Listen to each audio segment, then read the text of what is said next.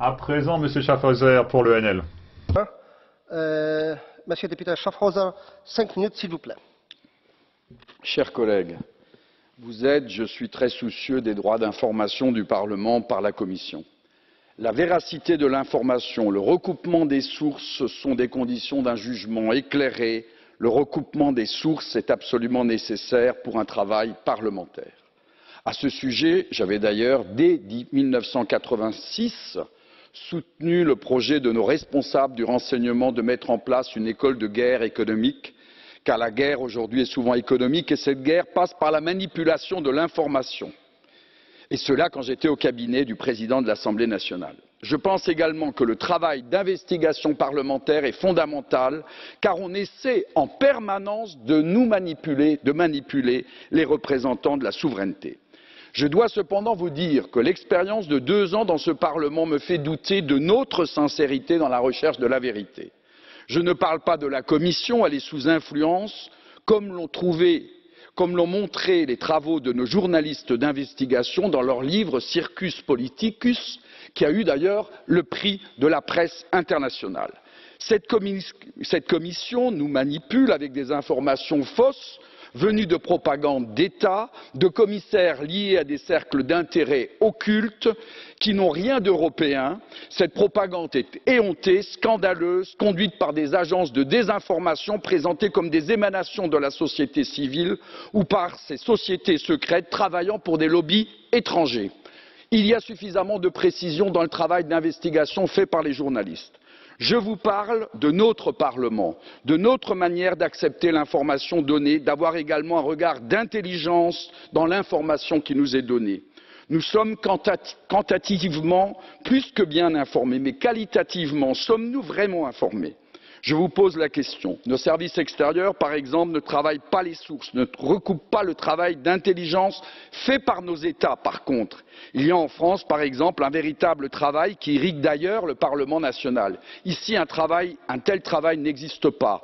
Le Parlement est le lieu de l'amplification de la propagande, de la voix mensongère dite officielle. Nous écrivons des rapports, nous faisons des réunions, souvent dans tous les sens, mais sur le même ton et avec les mêmes gens, dans la même approche idéologique. Ce n'est pas une approche scientifique. Nos experts, soi-disant indépendants, sont choisis dans le même mainstream de la pensée unique, formatés dans le monde de la fiction, contre la réalité. Ce faisant, nous distillons sous couvert d'analyse de la propagande et de l'idéologie qui, une fois transformée en décision, explique la nocivité de l'action du Parlement qui poursuit la voie du mensonge. Revenons à la Commission. Elle a toujours été du côté de la politique du chaos propagée par les États-Unis, et cela sans reconnaître ses erreurs que même aujourd'hui l'exécutif américain reconnaît. Lors de la guerre en Irak, la Commission et particulièrement son chef a été le fidèle relais, pire amplificateur des États-Unis et le saboteur de la politique de la paix initiée par la France et l'Allemagne.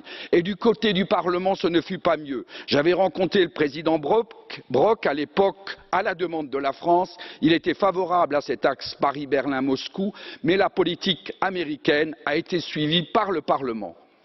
En Libye, la Commission et le Parlement ont applaudi la chute d'un régime critiquable mais stable. Là aussi, un dictateur et la paix, l'éducation, la santé exemplaires pour un pays d'Afrique. Aujourd'hui, 50 dictateurs, la guerre et le chaos. En Syrie, idem.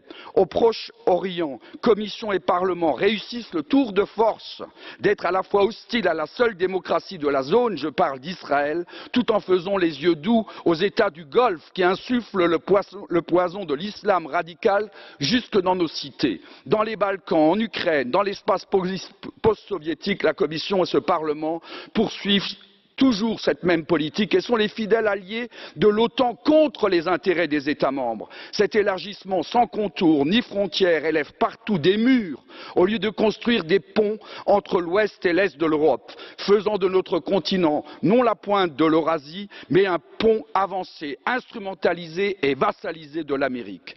La Commission a une politique nuisible par son information à nos intérêts stratégiques. Ces choix ont toujours cherché à promouvoir le libre-échange et la finance au détriment du développement du long terme dans l'investissement stratégique indépendant et souverain.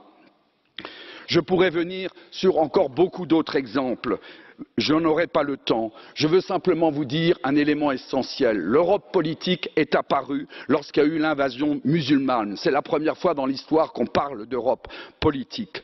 Alors, messieurs, vous êtes favorables aujourd'hui à cette invasion musulmane programmée par des lobbies étrangers, comme je l'ai montré par l'étude qui a été fournie à tous les parlementaires, présentée cette semaine et qui a été faite par l'école de guerre économique. Si une Europe politique doit survivre, elle se fera sans la Commission et ce Parlement devra être l'émanation des parlements nationaux. Je vous remercie. 5 minutes means 5 minutes. 5 minutes, c'est 5 minutes. Vous acceptez un carton bleu de Monsieur Polčák? Monsieur Polčák, vous avez la parole. Merci. Merci d'avoir accepté ma question, qui est la suivante. Si vous tenez tant à l'information, que vous vous battez contre toute cette propagande, qu'en est-il des 10 millions qui ont été prêtés à votre parti, le Front National?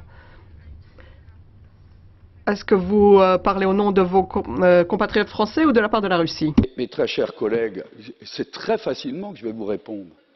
Cette propagande a consisté effectivement à faire que toutes les banques européennes, toutes les banques de l'Union européenne, à qui nous avons formulé une aide pour financer nos campagnes électorales, ont été refusées, toutes les demandes, ce qui montre bien qu'il y a une volonté de détruire le premier parti aujourd'hui d'opposition en France. Et nous n'avions pas malheureusement d'autre solution que de recourir à l'étranger. C'était la Russie, ça aurait pu être la Chine ou une autre puissance extérieure. Ce que vous dénoncez est la preuve de la manipulation.